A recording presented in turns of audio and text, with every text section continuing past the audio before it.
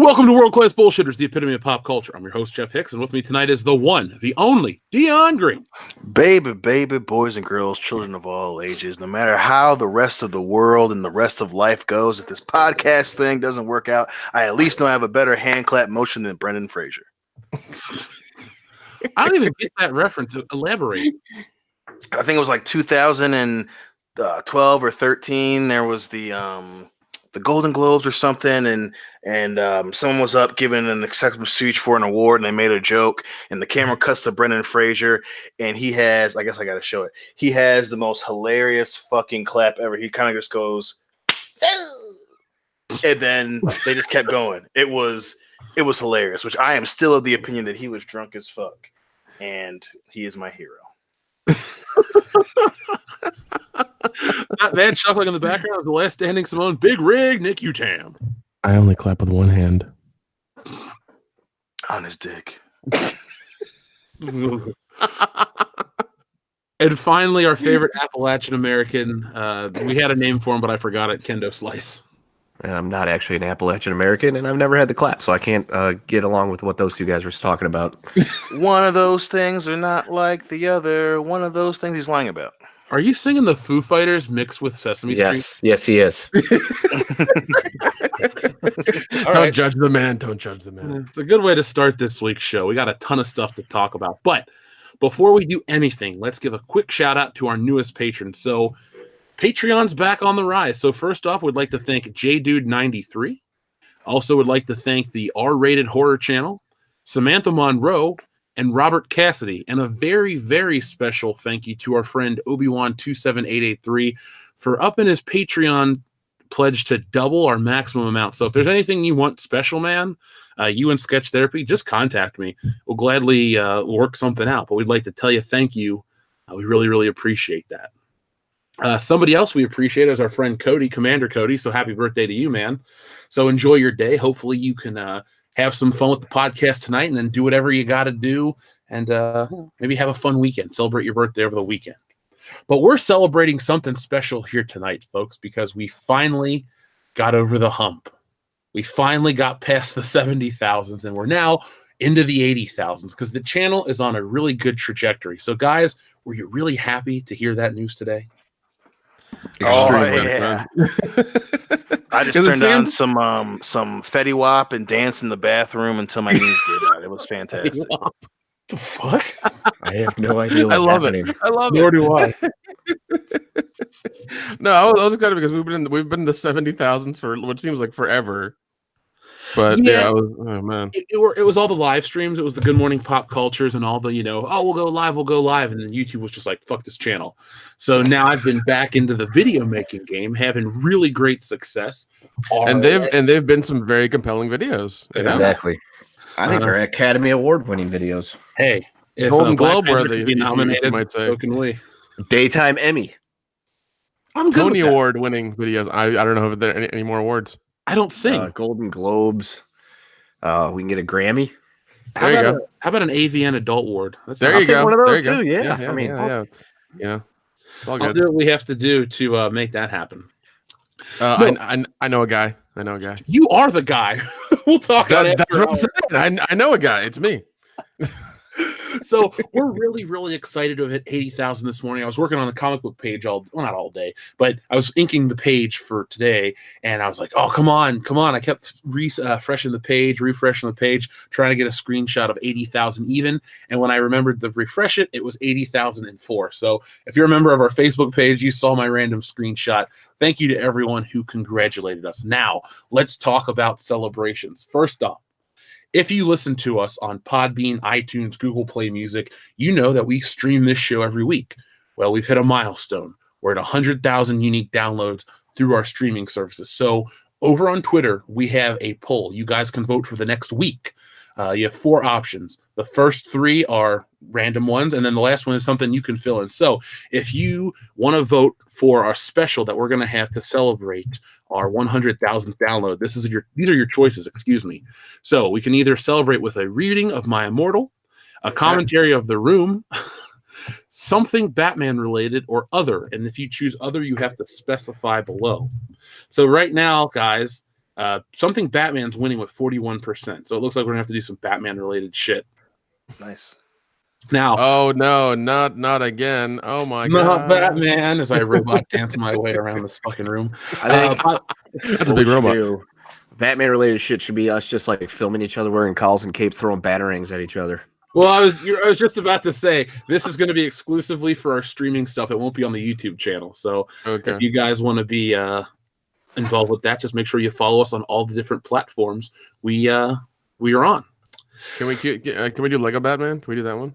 Hey, yeah, I mean, we'll get the. That's actually a good movie. Yeah. Oh, dude, I love the qualify Lego stuff, man. Batman. Well, fuck, it'll be Lego Batman the commentary then for the channel. All right. So now let's talk about the big thing, the big announcement we're going to make. So 100,000 subscribers isn't that far away. Actually, it's very, very close. So we're going to throw this out to anyone who can help us grow. If we can hit 100,000 subscribers before the weekend of Avengers Endgame, we're going to put it out there right now. We're going to do a full MCU live stream.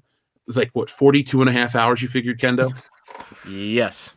Yeah, we're going to commit to all 42 and a half hours nonstop. We're going to do it in shifts. We're going to have guests on for specific movies. We're going to make it happen. You know, people are like, oh, Geeks and Gamers did a 24-hour stream for 100,000 subscribers. Well, fuck that. We want to almost double it with a 42 and a half hour stream of every Marvel movie except Captain Marvel, because it won't be available, you know, legally to watch. So help us get the word out there. This is what we're going to do at 100,000 subscribers. It's going to be a lot of fun, and it's going to help us get into the next stage of the channel. Now, if we're like 99,000 right before the movie, we'll still do it, but it's got to be 100,000 for us to enjoy doing it. Until that happens, we're just going to bitch the whole time. Man, fuck it.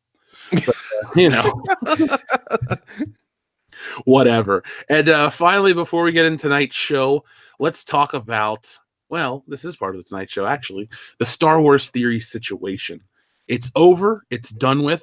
I don't know if certain channels are still calling for boycotts or what's going on, but the entire situation was resolved. So, guys on the show, do you want me to give you a quick refresher on what happened? If you could, please. Yeah, sure. So, Star Wars Theory is a big YouTube channel who made a Darth Vader fan film. They approached Lucasfilm. Everything was fine. He funneled money into it, his own money, and he put it up. And then it got a content strike from Warner Chappell because of a reorchestration of the Imperial March. So a lot of people were really pissed off. They went to Disney, they went to Lucasfilm. They said, "Why are you attacking fans for, you know, not making money off your stuff and loving it and blah blah blah?" So all this shit was going down. It was a really dark week. So Lucasfilm stepped in, or Disney stepped in, and it's all resolved now. So everything is done. Everything is over. So for everyone out there, you know, still telling us about the situation, we're well aware of it. But this was a big win for the Fandom Menace. I mean, the small vocal minority narrative has just been squashed, permanently put in the ground. It's fucking dead. There's no way that you can say, oh, a small vocal minority anymore. Look it. You like The Last Jedi, you don't like The Last Jedi, that's irrelevant. But when people criticize shit and it has such a big impact that it can go directly to Disney and Lucasfilm within like 2 days, well then writers of the world like Scott Mendelson and John Campy and all you guys out there, small vocal minority is the last way to describe the Fandom Menace. So if you're a part of the Fandom Menace, tonight is a night for you. Pat yourself on the back. The community did it. This is the best internet community out there. So, you know, congratulations to Star Wars Theory. Keep doing what you're doing, man, and good luck. So are you guys ready to start the well, hold on. Let me read a couple super chats and then we'll start our Ghostbusters topic. It's like, are you ready? No. You ready? No. Fuck it. No. Damn, the slowest opening ever. What the fuck am I even doing here? Quit honey dicking us, damn it. Am I at work? What the fuck's happening? I'm honey dicking you, bro. That's just Son of a bitch. Yeah, that's the theme of tonight. Oh, by the way, for our patrons, you guys have your Lethal Weapon 3 commentary coming tomorrow. We recorded it. I just have to edit it and upload it. So be prepared for a lot of Patreon content tomorrow. Oh no, that's a bad thing. And I'll have a video out on Saturday, not tomorrow, because I have comic pages to do. So first off, Herpicus McDurpington says, shameless plug is admittedly shameless, but check out Exiled Opinions tomorrow at 9 p.m. Eastern for the Scott Mendelson drinking game. I can't do a Scott Mendelson drinking game. Yeah, that's asking a lot. What does that entail? I don't know, but you have to Drinking watch every time you opinions. hear its voice. Is that? I mean, that's gonna be a lot. Drink every time he says something stupid. You're drunk in 30 seconds. God. His newest article, he's talking about white men got a victory that they don't deserve with Ghostbusters 3. It's like, what the fuck? We don't even know who the actors are. We don't know anything about that. Not only that, but it's like you're starting off with that one already, huh? You're just gonna throw for the end zone already. Okay, all right. We know how this fucking next year is gonna go until 2020. Thanks, buddy. And the best part is they're gonna get the original Ghostbusters and mostly dudes, and it's gonna make a fuckload of money, and Scott's gonna have to eat his hat. Just like John Campea said this recently, Aquaman will never make $1 billion. That's fairyland. What the fuck did Aquaman do? It beat Mary Poppins. It beat Into the Spider-Verse. I'm loving the current situation we're living in because I'm seeing all these crappy internet journalists. Oh man, Aquaman's really not that impressive of a feat. It's really not that big of a deal. Oh, Mary Poppins and Spider-Man are bigger deals. What the fuck? What world do you live in? Actually, Aquaman has passed $1 billion worldwide. Yes, it has. Yep, By quite a bit, right? Isn't it like 1 billion? 1,036 million. 36 million. There we go. Only. Oh, I'm just being exact. We'll take that round. Look at Warner Brothers. If you just want to say it's $1 billion picture and you want to funnel 36 million to us, I mean, split 4 ways. It's pretty handsome. I'm okay with that. We'll do something Batman with it. Yeah, sure. Shit, we could just split it and do whatever we have to do. If we have to go our own separate ways, and then reform for episode 9, I'm okay with that. It was a good run. We'll come back for episode 9, and then that'll be the final thing. It's great. We're going on an 8-month hiatus. Catch you later. Yeah, but guys, sorry, man. It takes a while to count. Almost $10 million. Especially when you got them all in singles. Yeah, Dion will go to Deja Vu. We'll get concussions from Snivers. Now that's where I can get across with that shit. Well, I guess I'm taking a private plane to come meet you guys then. Yeah, I feel I'm like gonna be too busy swimming around in my Scrooge McDuck style swimming pool. Wait, is it all coins? Yeah. Can money rust? Depends on what it's made out of. Well, I mean, if you're going to be doing swimming pool full of quarters or something, I think you're going to be. Well, there's no water in this. If the Scrooge McDuck's swimming pool literally has no water, and it's just all full of like doubloons and shit. Doubloons. Doesn't it rain outdoors in Missouri? It's an indoor pool. Oh, okay. You didn't elaborate. Anyway, folks, that's the dream. Warner Brothers, 36 mil, our way, cool. Thanks, no big deal. Megatron 95, thank you very much. Once Punisher season 2 releases, I predict that it will get canceled after a month passes. I forgot Punisher comes out tonight, or technically at 3 a.m. we can watch it, Dion. Yeah, I'm fucking pumped, man. Just don't honey dick me, Punisher. I'm already fucking emotionally unstable. Just please be good. Just please be good. I really wish I could take the day off tomorrow and do nothing but binge watch that show, but I won't. Maybe I'll put it on while I'm drawing pages. But this show is the last bastion of hope for anything non-MCU related. And we're going to talk more about MCU and its path that it's going down later on. But I'm excited for this. The first season was great. I really loved Daredevil season 3, excuse me. I'm really sad that we're never going to get to see the resolution from Bullseye.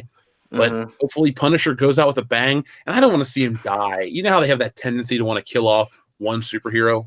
Yep. I don't want to see the Punisher go. I want him to see a renewed anger towards criminals and just fucking go nuts, go ape shit. Yeah, that would be the tits. And yeah, I really just, I hate this whole sacrifice the hero type bullshit. Which in certain things it fits.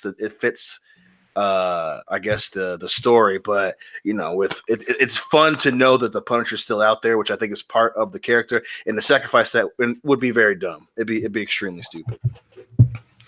Nick, Kendo, are you guys going to watch this? Well, Kendo can't, but Nick, would you ever watch this? No, man, I haven't watched the first. I haven't been into the MCU shows on Netflix at all. So yeah, but you should watch. No, I think you should watch Punisher because it's not a superhero show. It's like I'm a fucking war veteran, and they keep fucking with me, and I go murder people. It's bloody as shit. I might check it out then. Kills a dude with a sledgehammer in season 1. Oh fuck! The guy at the construction site. Oh, that was fucked up too. Yeah, that's the beginning of the fucking show. Yeah, this is nothing like you think it's gonna be. Like all the Netflix shows are real gritty and violent. And Punisher, or excuse me, in Daredevil, the Kingpin smashes this dude's head off with a car door. So I mean, like, it's not like, oh God, Iron Man jokey quip. It's like, you're fucking dead. Yeah, I'm gonna it's throw you down. brutal. Yeah, I guess I'll have to check it out then. Yeah, you'll like Punisher. You'll just be like, damn, dude, this is the shit. Dante Reeves says, Happy New Year's, bullshitters. I'm back. First super chat message since moving to Jersey 3 weeks ago. Can't wait to see you guys at WrestleMania. Boom, boom. Yeah, Dion, we gotta get prepared for that trip, man. Seriously, we're already starting to get a little bit behind on that, but we're gonna go meet Cecil. Fucking wait. Oh yeah, hold on to your butts. Yeah, cover it at least. Well, take pictures with the guy. Well, he won't let us. Like, we'll have to wear a mask. I'm like, well, that's fine. I'm just gonna be like, I won't take photos or record you. I just want to hang out and know the real Cecil. There you go. Comic fan Nicholas says, I haven't commented in a while, but since I know you're doing a Spider-Man trilogy commentary, have you seen the editor's cut of 3? It's a bit better. Huh. Really? I own it. I over Christmas they had the new Spider-Man collection on Blu-ray 4K go on sale, and I picked it up, but I haven't had a chance to watch Spider-Man 3.1 or the director's cut, as it's called officially. Interesting. Yeah, when we do the commentary, we'll just be doing 3 since this is the most widely available cut of the film. And normally I'd want to watch Spider-Man 2.1, but we'll watch regular Spider-Man 2 when we do that. We're going to do that in July or late June, the closer we get to Spider-Man Far From Home, because that film trailer, we'll get to it in a little bit. So here, we'll use the Ghost Legend 001 super chat to switch up gears for a minute. So me after John Wick 3 trailer came out. That's hot. That's hot. Yeah. Yeah. So I watched the trailer right before we went on air. It's weird. I had my local news on this morning for the weather, and they're like, oh, John Wick's trailer drops today. I'm like, okay. And then I did something and I missed it. I am really excited for a movie again. I'm like, yes, finally. It looks, dude. I can't wait. I can't wait. I want to see it so bad. It looks awesome. I was it like visually, it looks really good. I mean, the cinematography, the lighting, the coloring, everything. Just John Wick has its own visual identity. Yes, it's just an action revenge movie, but it's elevated by its cinematography. And when he goes to Europe in part 2, when he's in those catacombs, like I thought that movie just looked slick. And so part 3 looks to follow that. And I mean, when's it come out? March? May. Wait till May this year. Oh. Yeah. Which sucks ass. I was really hoping it was going to be in the spring, so it would have the entire spring to itself. Plus, I kind of wanted to see it, steal some shit from Captain Marvel. But yeah, we got to wait until May 17th. Well, at least it's not going to have to go up against Avengers Endgame. That's true. It's very true. Yeah, that'd be rough. But so on a scale of 1 to 10, how pumped are you for John Wick 3? 11. Okay. My shit's cranked up to 11 for sure. I can't. Definitely 11. Got it. Yeah, I can't wait. I watched it like 4 times already. Like I want to watch it yesterday. Yeah, it looks like it's going to pick up right after 2, where he's running off with his dog. So goddamn, it looks so. Even Halle Berry looks cool in that. And her problem has always been movie choice this last decade. And she actually looks kind of fucking cool in that movie. I'm excited to see her in that shit. Like, okay, can she keep up with John Wick, let alone the intensity of Keanu Reeves with a gun? I don't know, but goddamn it, I'm gonna find out. Yeah, there's a little like snippet in the trailer where like you see these guys on both sides with motorcycles and swords. I'm like, what the fuck is going on with that? I want to know what that is. And he's on a horse. The motherfucker. If you bring a horse, I'm like, shit. Yeah, that's a good sign. He's on. Like, I want to say, where did this horse come from? And it's a black horse. But the shit, it even matches his goddamn suit. I want to buy that action figure so bad. I do too, man. Best part of the trailer is when he was like shooting those guys and his gun ran out of ammunition. He just fucking fired that gun right into the dude's face. Just bam. Yeah. I thought the slickest part of the trailer was when he was on the motorcycle and all those guys had the swords. I was like, oh, this looks so cool. They're going across that. Was it the Brooklyn? Well, it wasn't the Brooklyn Bridge, but it was a bridge in New York. Instead from New York, every bridge is the Brooklyn Bridge. But yeah, Dude, it's so nice to start the year off so strong. It's like something to look forward to. Yeah, man, I can't goddamn wait. It's gonna be nuts. Gonna have When did nuts in it. Keanu Reeves just become like this actor that we're all like really excited about, even if it's not About a John Wick movie? the same time said it. Liam Neeson did. Yeah. Listen, I've said it from the jump. I've been a fan of his forever. I still think that him and Street Kings is a very underrated Keanu Reeves movie.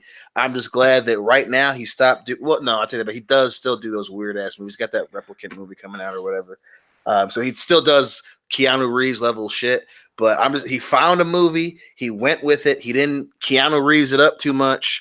I'm so proud. Papa Bear's proud of you, Keanu. Papa Bear's proud. Well, I hope there are more John Wick movies. You know, not just 3. I hope there's a few more.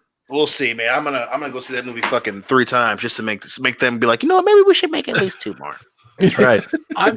The thing that I like is that we've had this resurgence of old white dude action movies, and they've been pretty good across the board. Like you brought up Liam Neeson. Taken 1 was awesome. 2, Yeah. pretty good. 3, Yep. I didn't see, so I can't judge 3. It's not that great. Yeah, but the thing is, with Liam Neeson and Taken, that brought us The Gray and a couple other. I think Walk Amongst the Tombstones was pretty fun. Yes. That was Run good. All Night. I think was should have been a nominee for best film of the year because Run All Night was fucking dope, and even Ron Common was in that movie. Yep. And Ron Common looked fucking cool as shit. He was And good Joel at John Wick Kinnaman. too. Yeah, and then Joel Kinnaman is in Run All Night, and it's hard to make that dude not annoying, and he's actually less annoying than he is regularly in Run All Night. Yeah, I mean, RoboCop. What is he? The 3rd actor to play RoboCop? Yep. Mhm. Yeah, he's the worst RoboCop. No offense, Joel. Yeah. How the fuck was he in Suicide Squad?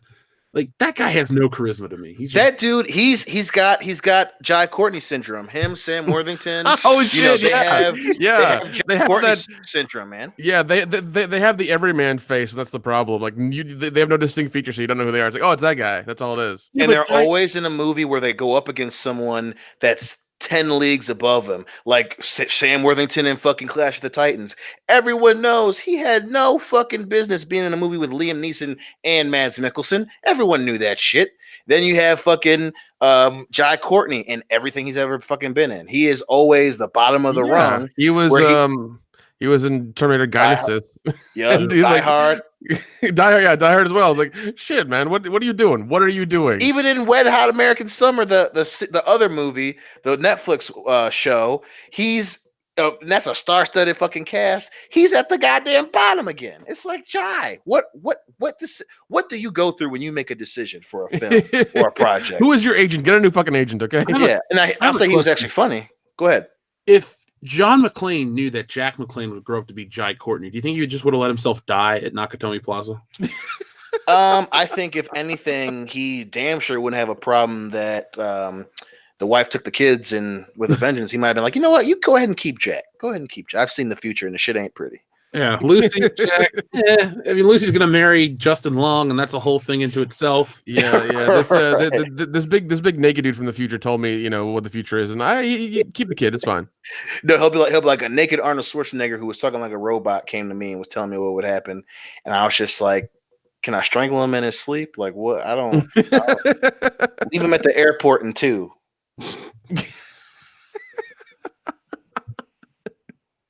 Here's a plane to Russia. Get on, kid. The saddest part is Jai Courtney was actually kind of fun in Suicide Squad. See, Suicide, as much as I taking the piss out on him, he actually is funny in Wet Hot American Summer. His little part. So it's like, which is kind of worse because you see glimpses of actually good Jai Courtney, and you're just sitting there and you're just like, why don't you do that all the time? And it makes me sad. It's weird. Well, I don't think he'll be cast in very much else. I feel like Kendo's got a better chance in being in a big movie than Jai Courtney these days. Shit, I sure as hell hope so. Wicker Man 3: The Return. That's right. The Wicker inning. Why don't we just do Three Wicker Wicker inning? Man? That's Kendo's franchise. It's like falling down, but high octane. Right. Flying man. down. There you go. Flying down. Flying down. I like that. So yeah, I think. Is there anything else you guys want to say about the John Wick trailer? I think we were all impressed across the board. I hope it's as good as the first two. I have full confidence in these people. Two is on par with one, which is hard to do, and something like this. Usually two is a little bit less, but this one was on par with one. We're happy with it. Hopefully three's at least as good. I'll be happy with it. And then I just want more.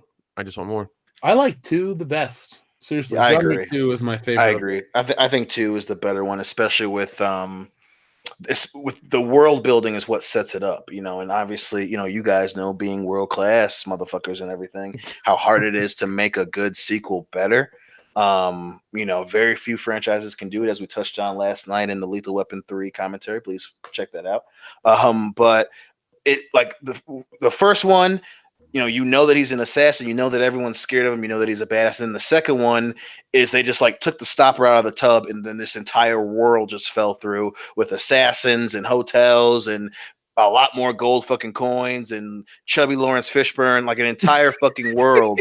And at the end of it, it ends even better than the first one, where he's literally on the run with a dog, and Ian McShane's just like, oh fuck, excommunicado. And it's just like, wait, we're gonna pick up at that moment. Holy shit! You mean the time I get to see the chubby chick with the tattoos in the call center? Fuck yeah! And I can't wait. Oh yeah, it's gonna be amazing. Impressed. Yeah. The movie needed to come out yesterday. Yeah. I agree. Entirely agree. I mean, well, Glass doesn't look like it's going to be doing too much business, sadly, but I'm still going to go see that movie. Oh, definitely, that's happening. But Yeah. I don't think M. Night Shyamalan. Well, I haven't seen the movie, but I think he's made a pretty good comeback. Yeah, I think he. I wouldn't say learn from his mistakes. I think M. Night Shyamalan is still M. Night Shyamalan, but I think the difference is he had to personally finance these movies, and when he's playing with his own money, he pays a hell of a lot more attention. Because I don't care how good he does, I ain't never gonna forgive his ass for Lady in the Water. But I'm happy that he.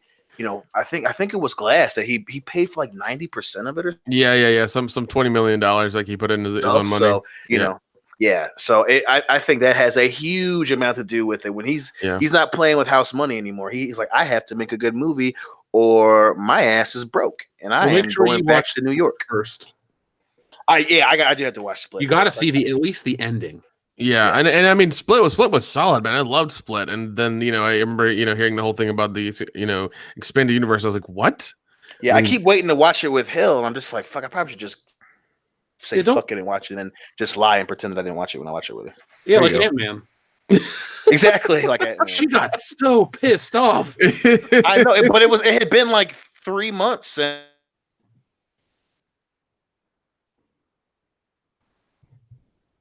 A giggle. Oh, okay. All right. So, let's see. Grand Inquisitor says, wait for it. Boob. Party boob. If we have any listeners out there that are talented in music, hit us up. We need some help making beats. Damn right. We're going to drop some tracks in this bitch. Darth Armo says, you should come to Los Angeles when you hit 100,000. If you do come for the Back to the Future event, LA meetup is a must. Yeah, we'll buy you in and out.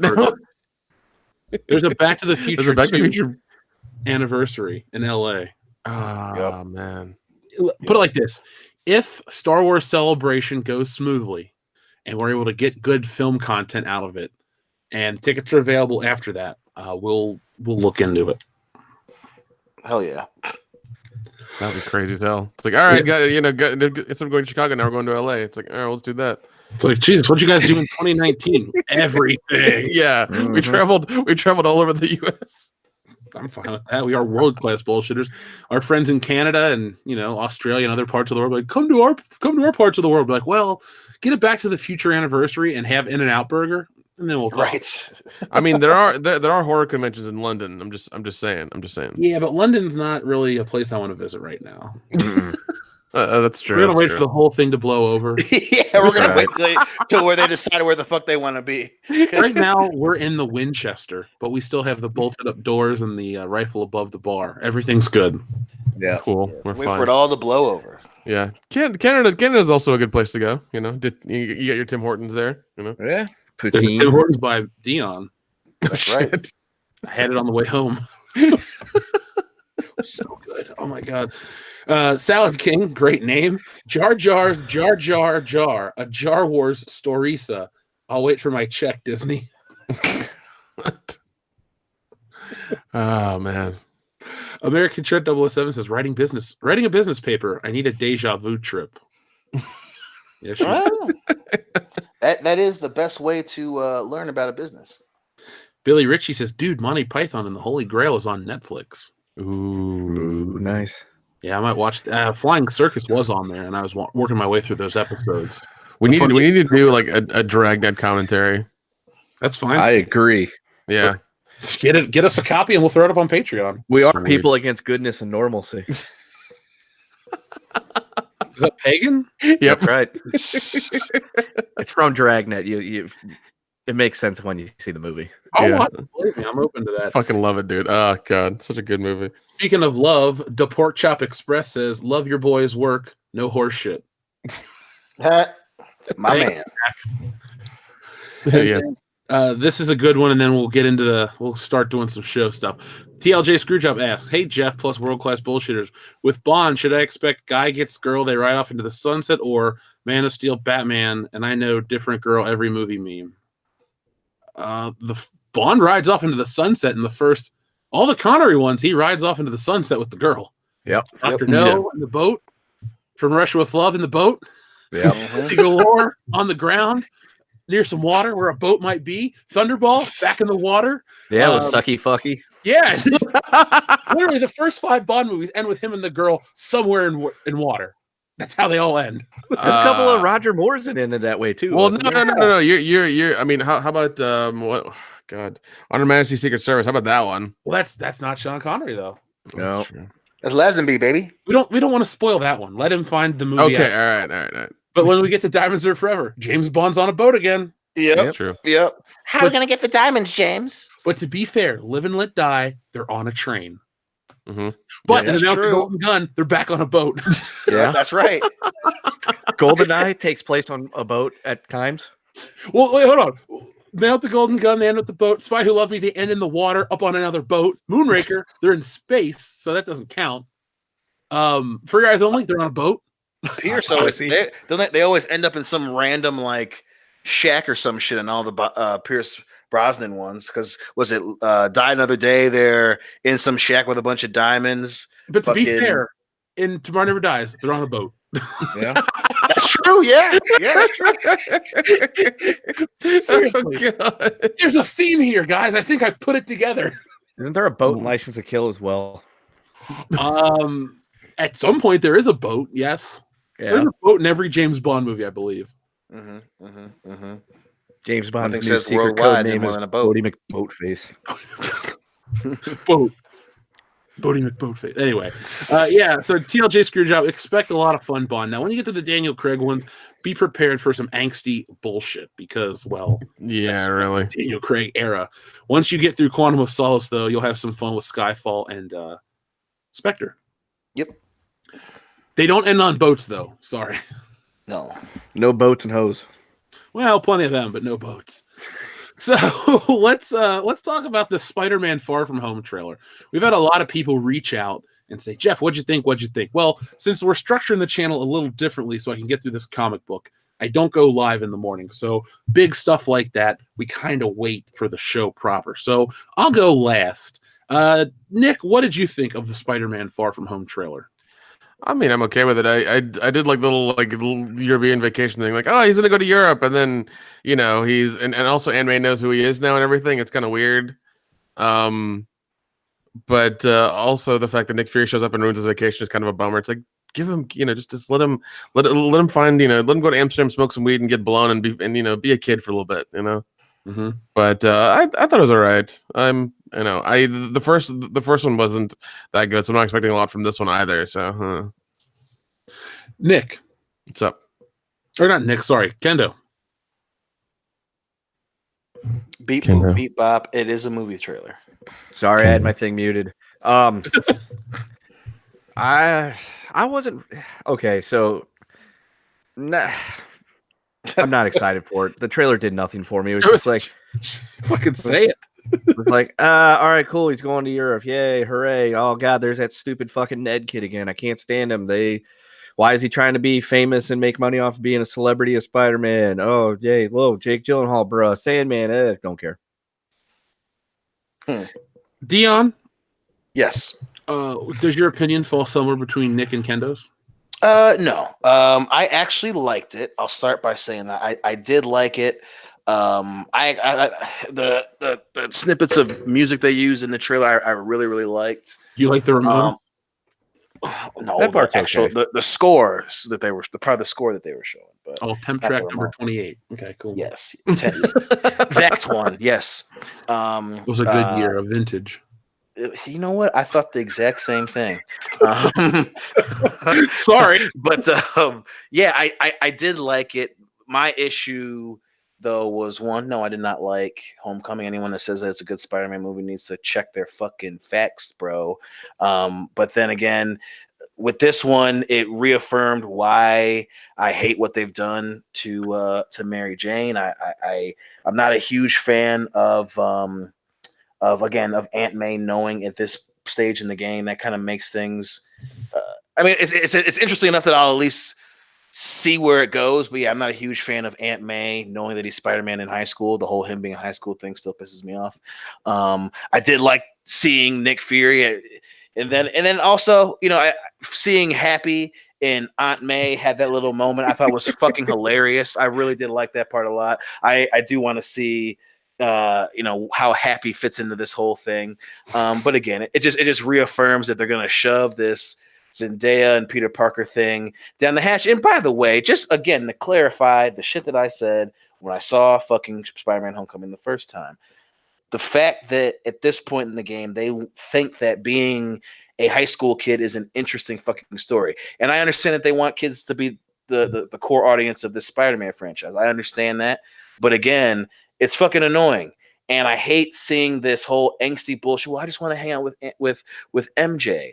And then she's unlikable. It's like MJ was a smoking hot redhead because as a reader, you'd read the comic book and you would see her and agree with Peter, say, damn, man, I understand why you're in love with her. You, as a reader, you would be like, damn, she is amazing. She was cool. She was funny. She was smart. She was charming. She wasn't hugely book smart, but you could see why a kid who's very intelligent is so attracted to her. This MJ is unlikable. She's always fucking saying dumb shit. Even in the trailer, they can't help but fucking showcase her saying some catty bullshit and then being like, I'm just messing with you. Like, no one goes for that girl. If you like a girl and she keeps being fucking catty, you're at one point you're gonna be like, you know what? I'm gonna go hit on the fucking blonde. I want to see her muff. You're not gonna fucking keep chasing the bitch who's unlikable. And of all the things that I don't like about this new Spider-Man and what they've done to MJ, and it pisses me off. If Zendaya was charismatic, it'd be different. If Zendaya was funny, it'd be different. But she's unlikable in real life. She's unlikable as MJ. And oh yeah, Jake Gyllenhaal's there. So no, yeah, your best friend. God damn it. Okay. Yeah. That's something I was like. MJ is just insufferable in the trailer, which makes it even like, oh man. Well, for me, being the big Spider-Man fan on the channel, Tom Holland himself is fine. I think his best Spider-Man comes from either Civil War or Infinity War. Like, I genuinely like him. I don't sit and go, oh, the other ones are 900 times better because whatever. Like, I like him. He's fine. I don't like his suit that much, but that's just artistic preference. But the world he inhabits pisses me off. I hate every fucking side character in that movie except Aunt May. Because Marissa Tomei, it's just Marissa Tomei. Goddamn right. Yeah, I can't really fucking bitch about that one. A hot woman's in a movie, I'm not going to complain. I don't use Gillette shaving cream, so fuck it. But no, look it.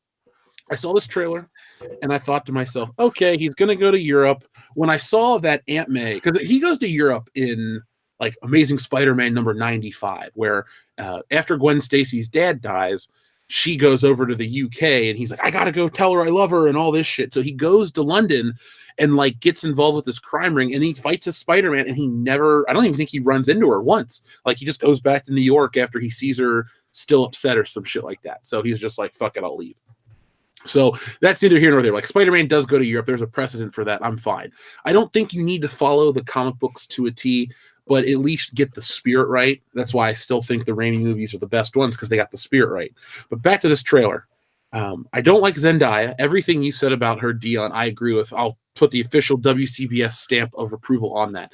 Unlikable, not funny. I just wish she didn't exist in the movie. Well, I almost said exist in general, but I don't know her. But I don't want to know her, so we'll just put that out there like that. Right. But I don't like her brand of MJ. Ned Leeds is a fuck nut. I don't like that actor. The only thing he did funny or valuable to me was in Infinity War, and he goes, "Holy shit, we're all gonna die!" And like that was it. Because I liked. Well, yeah, I saw him in a movie recently called Bloodfest, where he's like the video gaming virgin in that movie, and he was funny in that, and that was about it. Yeah, like my dig isn't really the actor per se; it's just the fucking characters. Like I don't like Spider-Man having a wingman because it always takes away from the fundamentals of the character. I got to protect my secret identity to protect the people around me. And he's always got to flake out and have reasons why he's a piece of shit. But we, the reader, know that he's truly Spider-Man and he's really this great hero. That's the dynamic, the epic nature of the character. And they've wiped that out for MCU stupidity. Like, that is the character they've dropped the ball with the most. And I haven't seen Captain Marvel, and I haven't changed my opinion on Captain Marvel, but every other character has been elevated. Spider-Man has regressed in terms of, I don't know how to say it right. He just regressed as a character. I'm not invested in him. Like, you guys don't like the teenager aspect, and that's fine. I don't either. I think he should be like, to me, the perfect MCU Spider-Man would be the fucking video game. He's 23 or 24 years old. He's out doing his own thing. MJ and him are on the rocks. You don't even have to tell that story necessarily, but that video game is the perfect representation of Spider-Man in 2018, 2019. And he would fit with Iron Man, and he would fit with that because, you know, in the game, he's got technology in his suit, but he doesn't have an AI like Spider-Man or Iron Man. He's got, you know, lenses that can take photos, or he's got this, or he's got that shit that he could build because he's a genius. You know, Tom Holland Spider-Man, people go nuts about, oh my God, he made his own web fluid in class. And it's like, that's nice, but that's as superficial as when Peter Parker talks about, you know, was it Bernoulli's curves of quickest descent or something? Like, there's these scientific references in all these other Spider-Man movies, but I think people prescribe them to this new version because it's the new version. Right. Jake Gyllenhaal was okay as Mysterio. We got to see. I think he's just playing Nick Fury. He's really going to be the villain of that. Hydra Man, it's a fucking CGI water monster. Whatever. I don't really care more than that character. The only time he was in the cartoon when he was in love with MJ and he fucking died in front of her. He's like, and he melted and shit. I thought that was pretty awesome. Goddamn, man. Yeah, I think that's what happens to him in the show. And Happy Hogan's cool. I like Jon Favreau. He's the guy that's going to save Star Wars. So, yay, Jon Favreau. It's about time you got yourself some Aunt May. Mm-hmm. That's right. That's right. And just to kind of piggyback off that, your point to not liking and harping on him being in high school dynamic, and just to reiterate what I was saying, I also hate what they've done to fucking Flash Thompson. Like, I hate Flash Thompson being this chuckle fuck, wannabe nerd jock kid. And specifically because, again, as someone who's been not the biggest fan of Spider-Man, but a big Spider-Man fan for the majority of my fucking life, the reason I hate that they've butchered these characters in the first fucking Spider-Man movie, it fucking dilutes the importance of his relationship with these people as he is Spider-Man later in his fucking life. That's why that's so important. For you to harp on all this shit now and then just kind of toss it up to, oh, well, you know, he's in high school and it's being a teenager and being Spider-Man. It dilutes the importance when he's in grad school. It dilutes the importance of that when he's fucking poor and, you know, he's dipping out on friends and family because he's fucking Spider-Man. It dilutes the importance of all these relationships, which you know that they're going to go there because they want Spider-Man to be a sustainable franchise after this phase of the Avengers. So I fucking know that they're going to do this, is that they're going to fucking go back and try to call back to some of these relationships, but it's not going to resonate with anyone watching the movie because it's just been, oh, well, he's in high school now. That's just him and Flash. And I fucking hate that. Yeah, but Dion, I think that shows a short-sightedness with the franchise. Like with the exception of the Raimi stuff, because 1 and 2 were set up for, you know, the Lizard, and they had stuff going. Had they played their cards right after 3 and gave us a Spider-Man 4, you could have kept that thing going to this day. You know, maybe you would have petered out later, no pun intended. But with Spider-Man Homecoming, it feels like it's a trilogy and that's it. I know people say, well, he's going to be the face of the MCU in the new wave after Iron Man and Captain America are dead. I don't see that. It's right, and I'm gonna go a step farther. It's worse than being a trilogy. It feels like it's only the filler between Avengers movies. It does.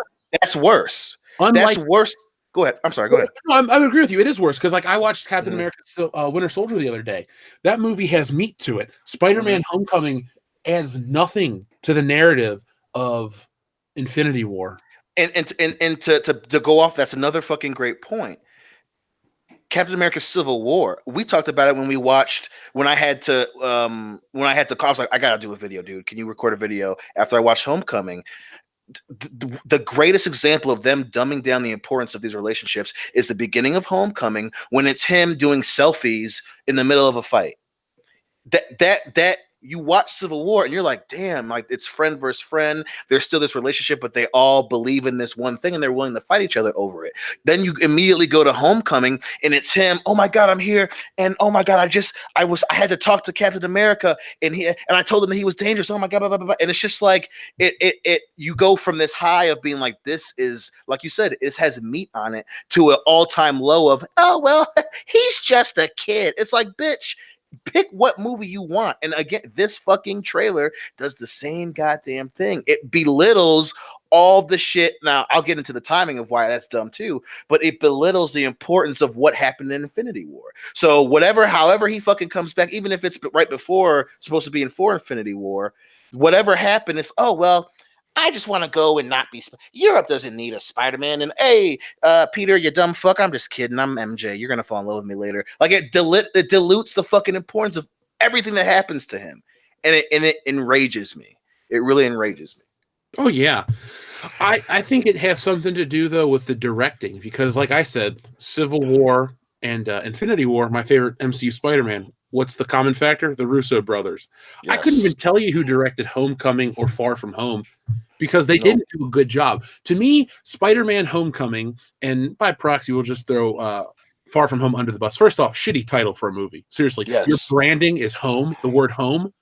The Spider-Man movies feel like movies from a committee. Like, these new ones don't feel like the other ones build. Like, when I watched the first Captain America, I was like, cool, the Howling Commandos seem awesome. And then he goes back to that World War II thing. I'm like, all right, those were interesting characters. There's more that you could actually show. Yes. What does Spider-Man build? Like, oh, Michael Keaton was great as the Vulture. He was great as the Vulture. That's about it. Every other person in that movie really lacked. Even Iron Man felt out of place. Like, dude, entirely. So yeah, because I mean, I from what I've seen of Spider-Man, he's always like lacked the dad figure, and to have Iron Man in that movie as the dad figure was very out of place, and I don't know why that was a horrible decision in the first place. Like, don't do that. Just let him do his own thing. You know, he's Spider-Man. He's the only Spider-Man ever. He's the only one bitten by the spider.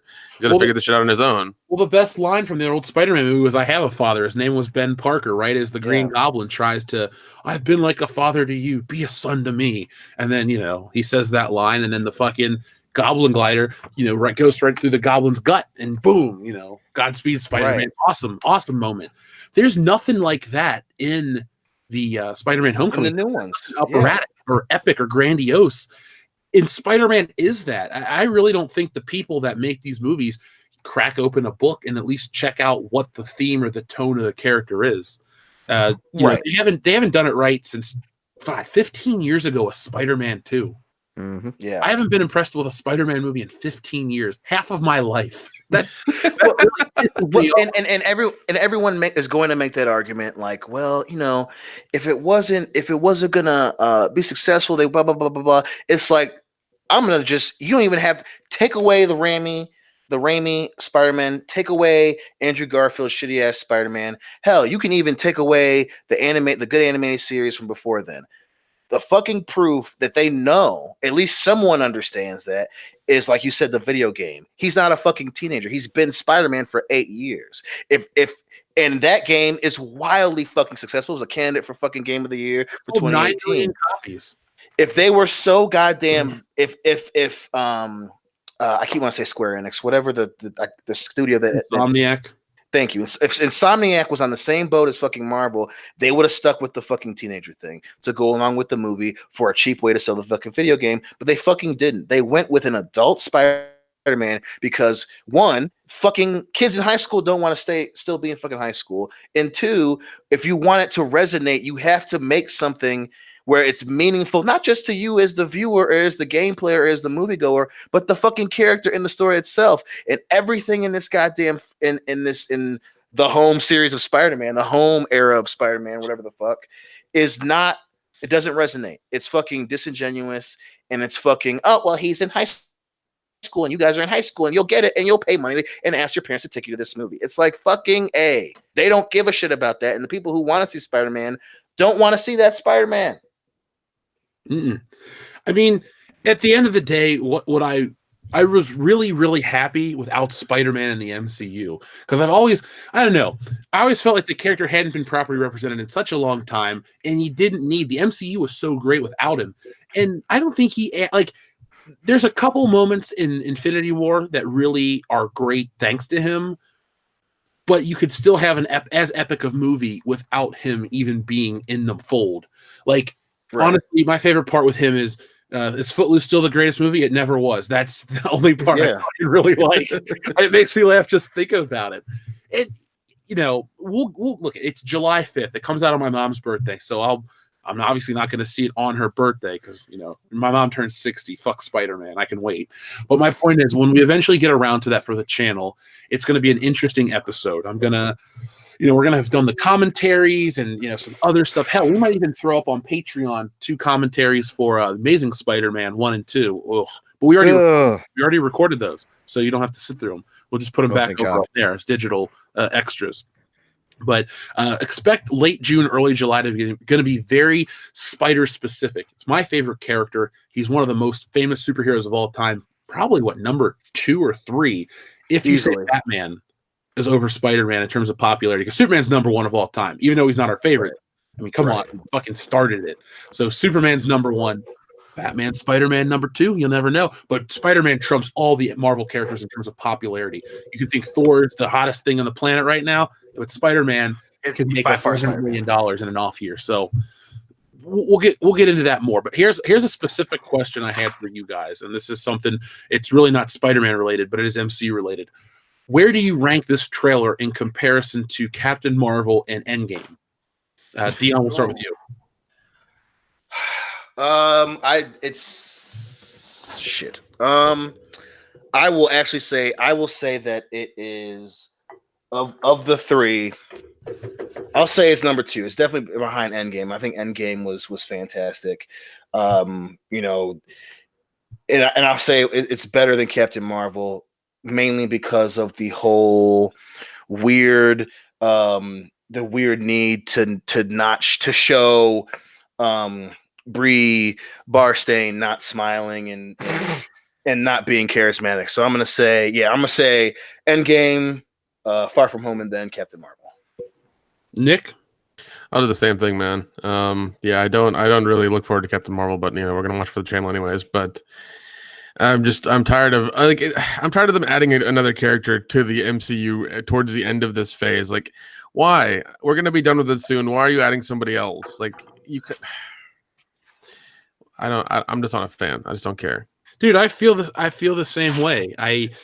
It feels like the natural conclusion. I think Disney and Kevin Feige and Sony and all these other companies that are slightly involved think this is it. This is this generation's golden ticket. We're going to ride this off into the sunset.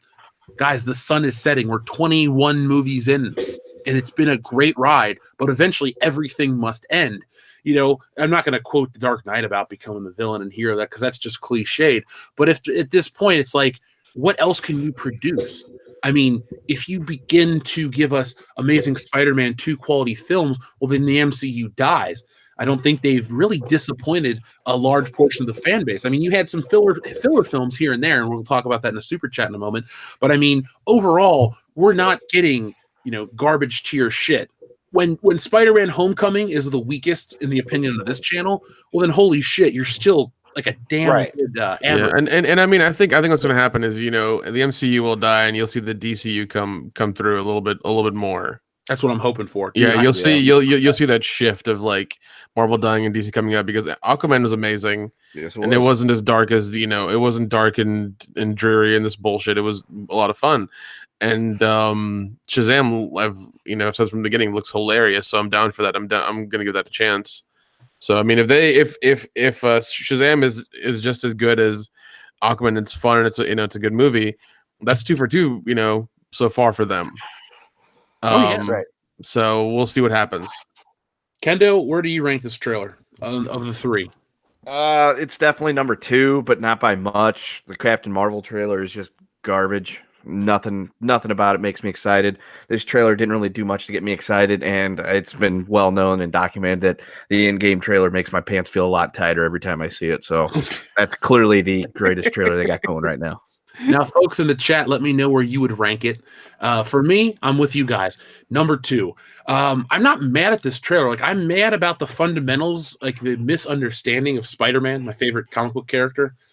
But other than that, it looks whatever. It doesn't look grandiose. And that's one of my other problems with Marvel films, is that all the money goes into the Avengers flicks, and the other ones just kind of look weak by comparison. Like Ant-Man and the Wasp really looked like shit when you compare it to Infinity War. I mean, yeah, some of the effects are fine, but it takes place all in San Francisco, very small scale, just, a blip on the radar, small blip on the radar. Hell, the first Ant-Man felt more grandiose when he went from California to New York because he had to go to the Avengers compound and steal the thing from the Falcon. Like, all those things were cool. But Spider-Man, we'll watch and see. I know a lot of people are going nuts over the Mysterio appearance. Cool. I like Mysterio. He's a classic Spider-Man villain. I think he appeared in issue number 13. Good story. We'll find out the closer we get, but be subscribed and make sure your bell notifications turned on, because we're going to do a lot of Spider content the closer we get to the film. So let's see what you guys are saying right now to us. Demogenai says, "Hey guys, I'm seeing Glass and DBS Broly this weekend." Well, Demogenai, let us know how the Dragon Ball Super movie goes, because I picked up a Super Saiyan action figure the other day from GameStop, so still love DBZ a little bit. But I think we'll all go see Glass eventually ourselves. Deal. Oh yeah, definitely. All out of bubblegum, thank you very, very much. Greetings, Mr. Shitter, Big Rig, Mr. Kenny, and last but certainly not least, Mr. Mean Green, aka Jive Turkey Horse. You gentlemen rock. baby, right back at you, Thanks, man. buddy. Jive Turkey Horse. Logan Michael, thank you very much. Funko Pops are still very gay. A man of elegance, a man of simplicity. I respect that. That's my favorite sentence of the night. That's the winner of the fucking night. We don't even have to try anymore. TLJ Screwjob says, "No Craig then. Ian Fleming's fetish. Boat fetish." Comic fan Nicholas says, "Life isn't kicking MCU Peter in the ass hard enough." Yeah. That's the tragedy and the beauty of Spider-Man. Peter Parker's life is shit. Spider-Man does these heroic things and still gets shit on. If anybody wants some comic book suggestions, go read. Just Google Roger Stern Spider-Man and start from his first issue. It's in the 220s maybe, and read it through there. That's where the Hobgoblin's introduced. Spider-Man's still pretty grounded, but he does deal with criminals, and he teams up with Daredevil and Moon Knight and all kinds of cool stuff like that. And before it gets really zany, it's before the symbiotes. It's right before whatchamacallit too, Secret War. So you got some really good stuff. If you just read the entire decade of the 80s, I think you'll have the best Spider-Man experience physically possible. Logan Michael's back to say Tom Holland's Spider-Man is also gay. I mean, it's 2019, bro. He's English. They're going through things over there. Sometimes you got to make changes when you're English. It's gayer. Sometimes you got to ride the streets and toss a Molotov cocktail at the government. Things happen. I'm Spider-Man. Woo! No, you're not, bitch. I can still kick your ass, Howard. Demogenai says, "I really hate that Peter is in high school. Weak storyline." Yes, amen. Yeah, it's not as interesting as adult Spider-Man. Yeah, he should be 30, living in a closet in New York and going to work as a telemarketer. Well, I think honestly, I don't usually say this on the show because I really don't usually have this opinion. I think a great thing to adapt into an MCU Spider-Man movie could have also been the 94 cartoon. Oh, yeah. He's broke.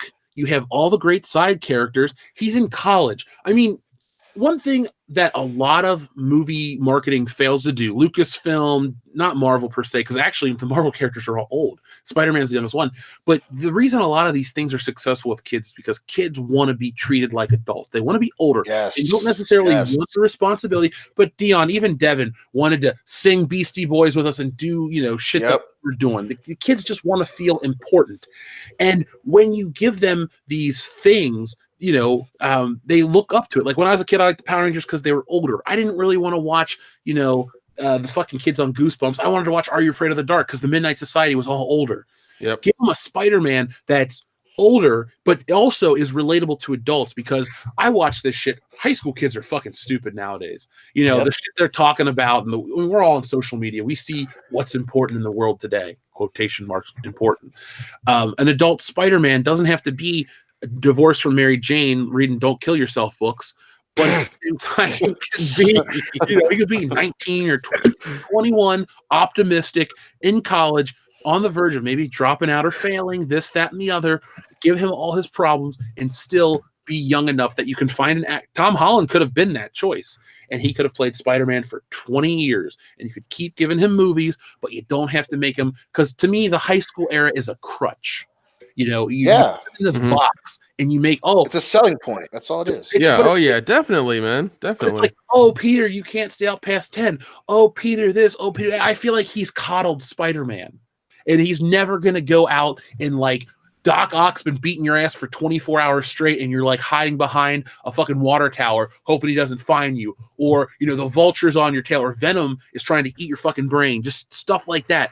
This Spider-Man never goes up against real adversity. It's like, oh, a building fell out and he picked it up. Great. I read Spider-Man 35 as well. Doesn't make it great. I can't rant. Sorry. Let's see. Uncle Ben, TLJ Screwjob says, Uncle Ben better get some effing rep in this one.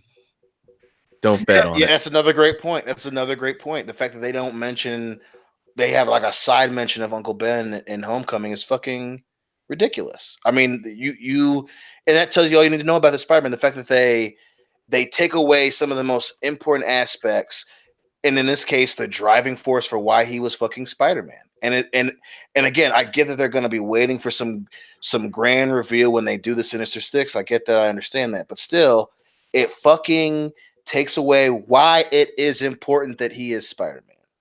And again, the crutch of high school, it makes it out to be this teenage angsty need to prove how cool he is. And I don't like that. I don't like that at all. I mean, especially when you take away MJ, you take away Flash Thompson, a very important character later on in Spider-Man. You take away Doc Connors. You take away, obviously,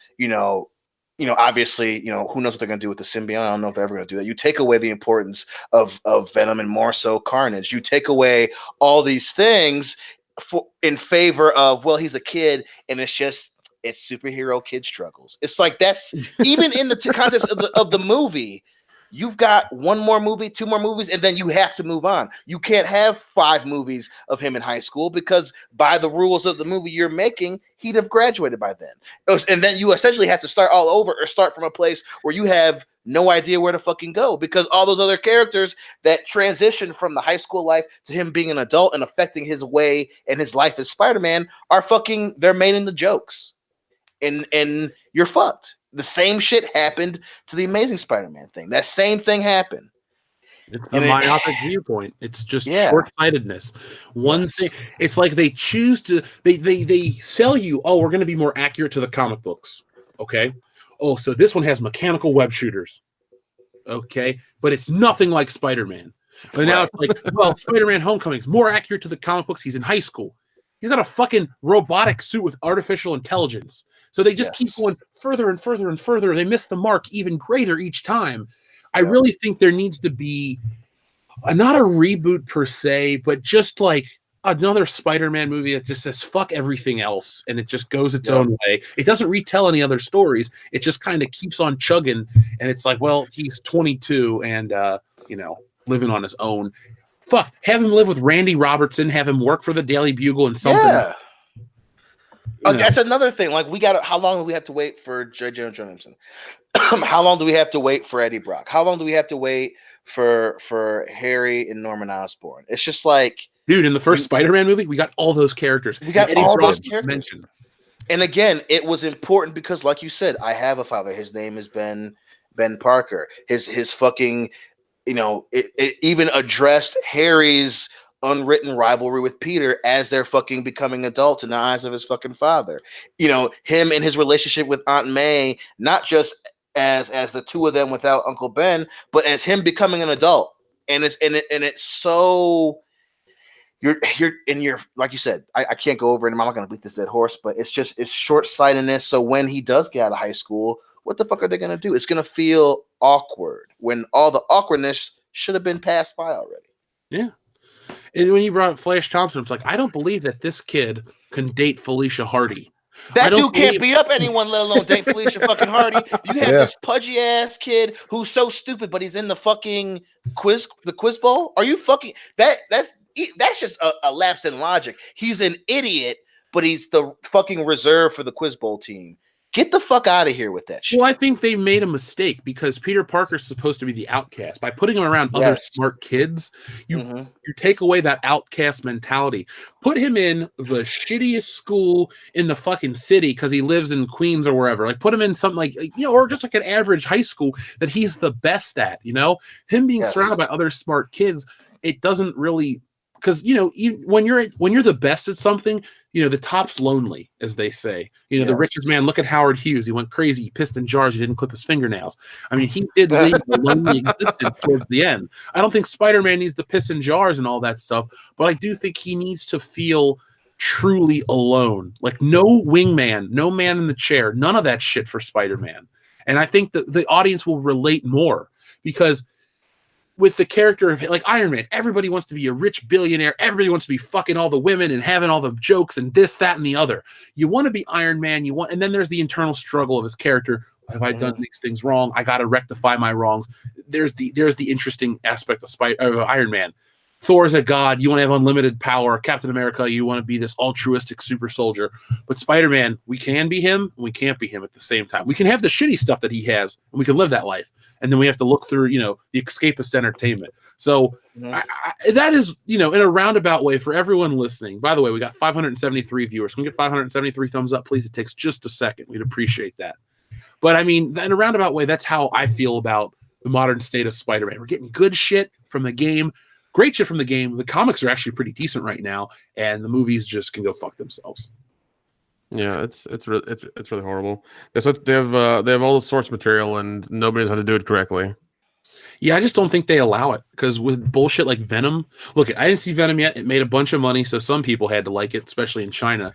But because of Venom's success and Spider-Man Into the Spider-Verse wasn't that big of a hit, we're gonna see Sony make a big change soon. I think all the MCU Spider-Man stuff's going to be for naught when Sony just rescinds that agreement, and then boom, Spider-Man's dark and edgy again. Like, yeah. Ryan Geiger, thank you very much. Speaking of filler, I was convinced at the time they made an Ant-Man and Spider-Man movie just to add more people to the airport fight in Civil War. Yeah, I mean that's not completely wrong. Yeah. But I love Ant-Man so much. Yeah, I was gonna say. But then again, I think that's the only issue with that is short-sighted because remember the goal was Thanos. So if anything, they added Spider-Man and Ant-Man because eventually you have to have all the greatest heroes fighting something that can beat them. And again, it made the airport scene cool. But again, let's remember the end goal was the Infinity Gauntlet. And you had it added an importance to how powerful it was that all these great people get their fucking ashes kicked. Pun intended. Fuck you. World class. I gotta ask you this though. I've been reading a bunch of X-Men lately and getting really into the lore of that and Fantastic Four. You think the next Thanos level event is Galactus now that they own Fox? That's a very good possibility, especially since 20th Century Fox already used Apocalypse. So I think it very easily could be Galactus. If it's not Galactus, it's probably going to be Secret Invasion was kind of my thought that they're going to go with the Skrull. If they're smart, that's what they do with when they bring back Fantastic Four. But yeah, I think that's probably the number one pin on the board is probably Galactus, especially after that shit show that was Fantastic Four 2, Rise of the Silver Surfer. I think they really do want to redo Galactus and make that a grand, crazy ass fucking experience. Now we didn't cover Ghostbusters yet, right? Or did we? No, we have not. We did Okay, not. good. We made some jokes, but we didn't. Let me read these super chats and then we'll close out our show with some Ghostbusters in for talk. Because Scott Mendelson put out a fucking stupid article, and when I say stupid and Scott Mendelson in the same sense, I usually think it goes hand in hand. This guy actually has topped himself for fuckery. So don't leave. Listen to the super chats, and I'm going to read you a portion of his article, and you might go comatose. So let's see. Swinging Cod says, "Don't worry, they will kill Peter off soon enough and make Miles Morales the MCU Spider-Man. The team up with Squirrel Girl will be lit." Ugh. Oh, jeez. You go hang your head in shame after that super chat, that sentence.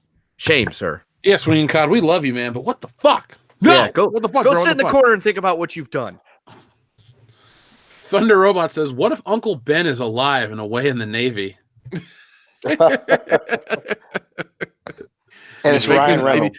He faked it. He faked his death and scratched out one of his own eyes and changed his skin color. Now he's Nick Fury.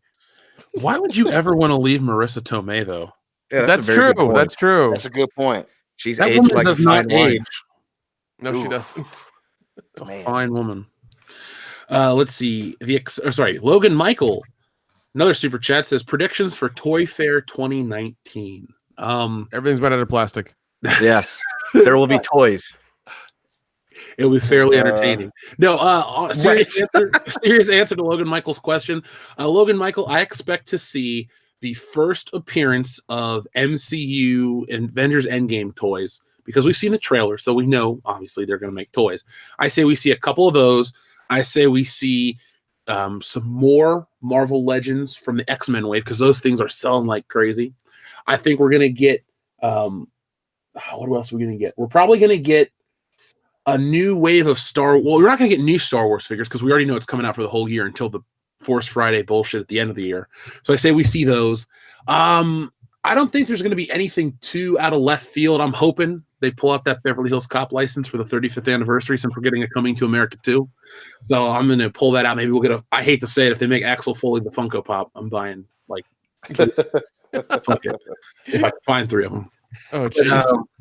Yeah, I think it's going to be a good Marvel Legends showing, and that's about it. Mattel lost the license to DC, so we're not going to see new DC action figures. They're not going to pull out some random Indiana Jones. We'll probably see some more World of Nintendo, like from Jax, and maybe, I don't know, a Power Rangers thing or something like that. Or maybe that new James Bond doll finally, but nothing. I don't think this is going to be a big toy fair year. Avengers will be it if they do anything crazy. There will be toys of multiple sizes. Yeah. Some will vibrate. The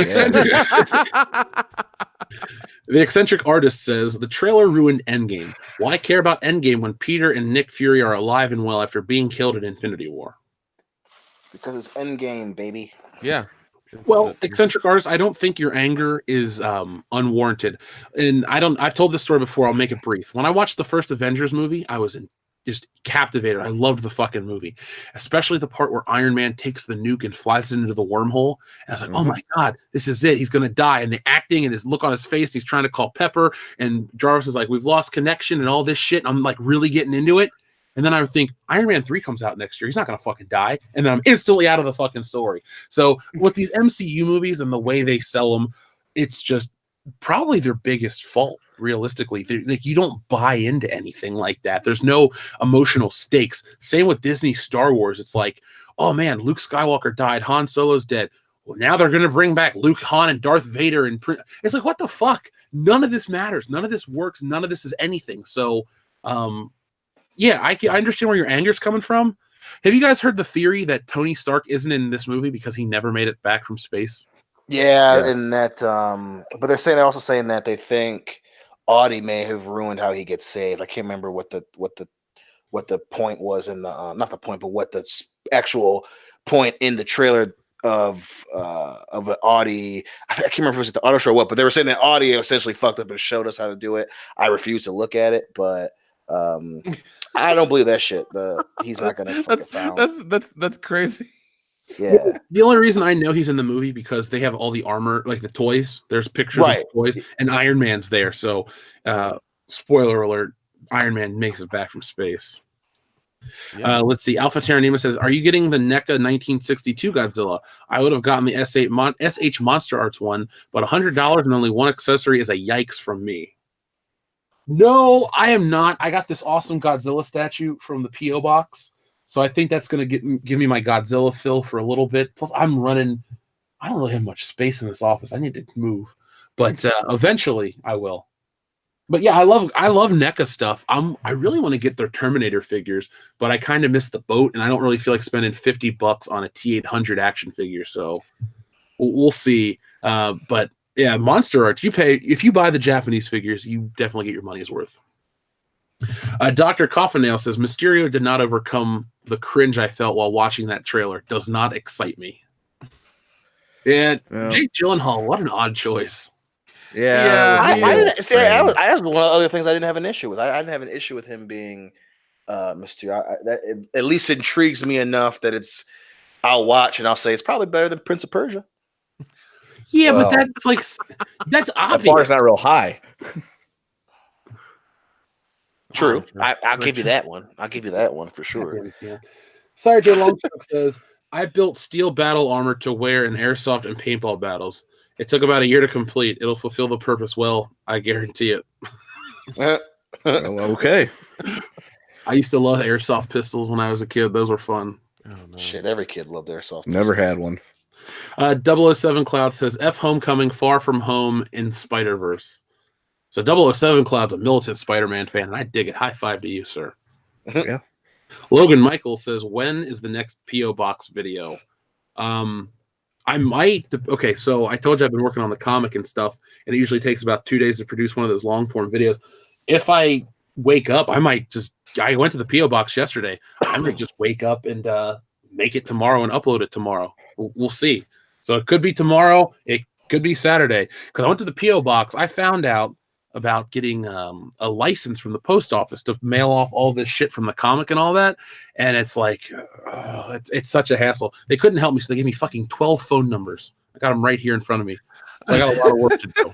Shit. Well, you know what I'm going to do is I'm just going to say fuck it, because I'm trying to get them to offer whatever. I'm just going to go buy print labels. I'm going to print off 1,500 print labels and buy 1,500 stamps. I'm just going to sit and go one, and just do that, and then get these fucking things out of my house. I'm so tired of looking at these early bird certificates. I want to get back to the book. Yeah. Let's see. Where else are we at? Rethuline says, sup, bullshitters. I don't have any new limericks, but here's a $5. Rethuline, thank you very much. Thanks. Give you a high five right back. TLJ Screwjob says, my friend showed me it on Blu-ray, and when I said I like Tom Holland, he replied, just seemed too SJW for me. Still, he sees them because Spidey. I think a lot of people go see these movies because they're Spider-Man films. Yes. Yep. Swinging Cod says, I'm right. We'll never tell. Alpha Terranima says, Mendelsohn looks like that annoying uncle that says hi by messing with people's phone screens at every family party for his own amusement. God. And then I agree. I was about to say Scott Mendelsohn reminds me of Channel Dad Brian Lape, except, Channel Dad Brian Lape has all of his hair and is nice to be around. And at times. At times. And then finally, Basinski has a heart for Dion. Yeah. Love you too, Basinski. Well, Tim Riggs is back. He says, Dear God, after the last 3 weeks of absolute work hell, I need world-class bullshitters entertainment. Love you guys, keeping it real. Here's a 20 to make up for missing the last few shows. Well, Tim Riggs, thank you very much. I'm sorry you had to miss the last couple of shows, but we're back. We're excited. We've had huge growth, and we're not going anywhere, man. Only to Chicago and New York and maybe L.A. if we hit that 100K. Damn right. That'd be so much fun. I really want us to. Just everyone spread the word. Make everyone that watches just make another YouTube account and subscribe. I don't care. Yeah. It's a fucking hollow victory just to go to California and eat In-N-Out Burger and meet Michael J. Fox. I'm down for that. I'll do my best not to hug him. I'm just gonna be honest. I'm like, I love Back to the Future. He's like 5'1". I'm 6'6". Like, oh! They call security. Like, sir, you can't hug Michael J. Fox. Michael J. Fox like, it's cool. It takes 8 guys to tase you and get you down. Nah, all it takes is one biff. What are you looking at, butthead? I'll be like, shit, I'm sorry, dude. Oh, I hate manure. So, Logan Michael says, I have to go. Have a good one. Pops are gay. Logan Michael, we'll see you next time, my friend. Yes, God bless you. Are shitty. Let's keep talking about shitty stuff. Ghostbusters. So we're not here to dump on the Ghostbusters 3 announcement. We're here to talk about that. We're here to dump on the 2016 Ghostbusters, but we'll get there in due time. So guys, when you first heard this announcement that they're making a Ghostbusters 3, we'll start with you, Nick, since you're the biggest Ghostbusters fan. Yeah, well, you're tied with Kendo. We all love Ghostbusters. But Nick, when I think of Ghostbusters, I think of you. Oh, thanks, buddy. What did you think when you saw Ghostbusters 3 was happening? I'm apprehensive. I don't want to get honey dicked again. I'm just I saw the trailer and I was like, cool. The cars in a shed like in Back to the Future 2. That's really weird. It's just a teaser. It doesn't mean anything to me. And I just want a good story. It could all be women again, and as long as it's a good story and they're continuing the whole thing, I don't care. It's fine. I just want a good coherent story to be part of the first 2 movies. That's all I really want. If it's as long as it's good, the actors are good, everything's awesome, I'll be okay. With it, I'll be fine. Kendo? It was kind of like, really, we don't need this. Why do we need this? Because I'm of the mind that you didn't need a second Ghostbusters movie, even though I like the second Ghostbusters movie, and it gets shit on justly for the most part, but it's not bad. But to me, this does 2 things, and it's going to create 2 things. One of them is going to be either A, we're going to finally get Ghostbusters 3, even though that was technically the Xbox game, which was amazing. Oh, I love the game. Yeah, so good. So we're going to get that, and either A, it's going to be good, and then everyone's going to be pissy because they'll be like, well, that one was good, and it's just a bunch of white guys, and they love their moms and living in basements, and that's why they hated the other Ghostbusters movie. Or it's going to be just awful, and we're going to hear, see, this movie was terrible, and that's why the 2016 one was better, and blah, blah, blah. You're a man baby, douche. So I'm holding back judgment until I see more. The music part thing was, the ghosty sound music thing. Okay, you got me there. Ecto 1. All right. It's not a Cadillac. That's fine. All right. But until I get more about who's in it, who's doing it, who's writing it, all that good stuff, I'm just gonna stand at an arm's length and just be like, all right. I'm just gonna wait to see what you're gonna do to me. Dion. God, I hate myself so much. I was super fucking excited. It was the antithesis of everything that Ghostbusters 2016 was. I was disappointed that it said summer 2020. I was really hoping for summer or fall 2019 to see the fucking the cover, and then it's fucking ectoplasm, and I got so excited, and it just I'm really excited for this Ghostbusters, and I fucking hate myself because I got honey dicked before. Not really honey dicked. We all knew it was gonna be shitty. But oh man, I am really excited for this, and it actually felt like Ghostbusters. Do we need it? Fuck no. But it's almost like they learned their fucking lessons, man. I'm excited. Well, so the thing is, when I heard the news, I thought, oh, this will never get made. Then that teaser came out. I was like, shit, I guess this is getting made, because it was like the next day. I was like, oh my God. See, for me, I'm with Kendo. The first Ghostbusters is a fucking classic. Not as good as Beverly Hills Cop, and America thought the same way in 1984, but we're not going to talk about that right now. But the first Ghostbusters doesn't need a sequel. It was great. They won. They saved the day. Ron Jeremy was there. Everybody wins. Number 2, I saw a couple times as a kid on cable.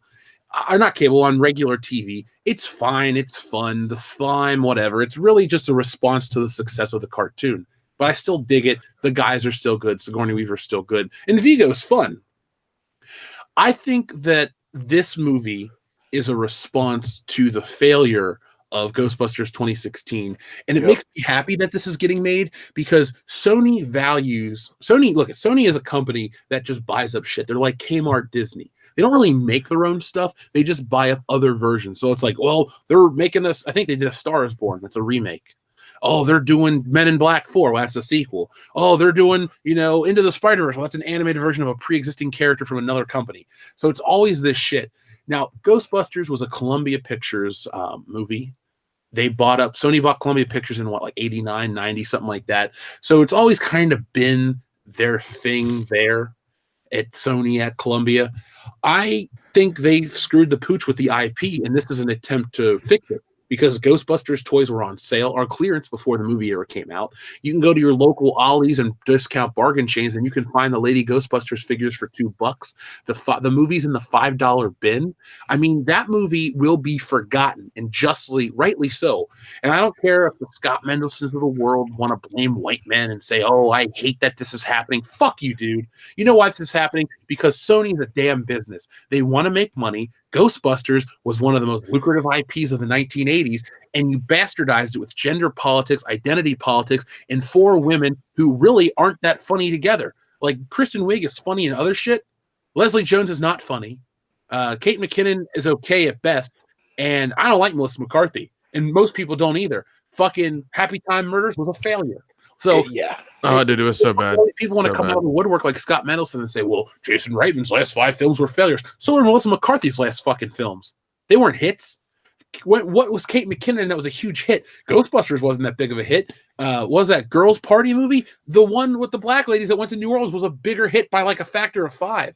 So all this shit that's going on with Ghostbusters, like, to me, Ghostbusters will always be representative of what you don't do to market a movie. Like, Star Wars The Force Awakens rode the nostalgia wave, and that's why it made the money it did. The Last Jedi is when Hollywood felt emboldened to pull a card out of the Ghostbusters deck, and they started talking shit to the fans. They started talking shit throughout the internet. They got a really big dick about it. They're like, yeah, we can do whatever we want. We can talk shit, and these people will still show up. And nobody showed up to Ghostbusters. That movie was not a hit. To me, I just had like a moment of eternal happiness when that movie flopped, because it let me know that there's still sanity in the world. People didn't just blindly follow an IP. And that has nothing to do with gender. If you notice, when we talked about Spider-Man back in the earlier segment of the show, we didn't mention the race swaps or anything of the new Spider-Man characters. They just said we didn't like them as characters. See, that's how you can argue these things and really kind of just shut the shit down on these people. And for Ghostbusters, it wasn't fucking funny. The new one was not funny at all. Chris Hemsworth wasn't funny at all. Oh, he's man candy, this, that. It wasn't even funny. Janine was funny and memorable. It was a film written by guys that were at the peak of their game. Janine was hilarious. I love Janine. Oh, yeah. Sorry about the Bug Eyes comment. Ghostbusters, what do you want? Ghostbusters, what do you want? or fucking when she's like, I like to read and I find myself to be an intellectual. Just stupid lines like that. Walter Peck is great. Fucking Reginald Vell Johnson's in the movie. Nobody ever talked about Carl Winslow in Ghostbusters. Oh, that's true. That's true. I mean, look, Ghostbusters is literally one of the most memorable movies ever made. It's got great dialogue, great effects for the time, great music, great score and song by Ray Parker Jr. Everything about Ghostbusters works, and there's a reason why it captivated people's attention back then and still to this day. It's not a nostalgia thing just for Ghostbusters. Much like certain aspects of Star Wars, it's not nostalgia that keeps it alive. It's that it was a good movie, and good shit stays alive forever because it's good shit. Wizard of Oz stays around. Willy Wonka stays around. Some things need to be found and appreciated, but great movies stand the test of time, and they always will. And Ghostbusters fits into that category. And I definitely feel that this movie is them attempting to right the ship, even if this is the last movie and they want to go out on a high note. It's so nice when a franchise comes back and goes out on said high note. Dion, we talk about it all the time. Beverly Hills Cop needs it. Indiana Jones needs it. So many of these other franchises need to go out on a high note. And Ghostbusters 3 could be great. It could be shitty. But as of now, I'm cool with it. Oh, yeah, I'm in. Yeah, and if I secretly hope they bring back Rick Moranis, or he has some sort of role in it, like not a cameo, but an actual role. Lewis. Good luck with doing that, dude. He's coming back, dude. He said he would have come. He's coming back for movies. Did he? Because I know he's said he's going to stick with writing, but God, please. I think Dan Aykroyd gets on the horn and calls up Rick Moranis and says, "Hey, we're doing Ghostbusters 3. We need you, Louis Tully." Rick Moranis is gonna be like, "I'm in." Yeah, because I think his kids are old enough now to where, they're They gotta be our age.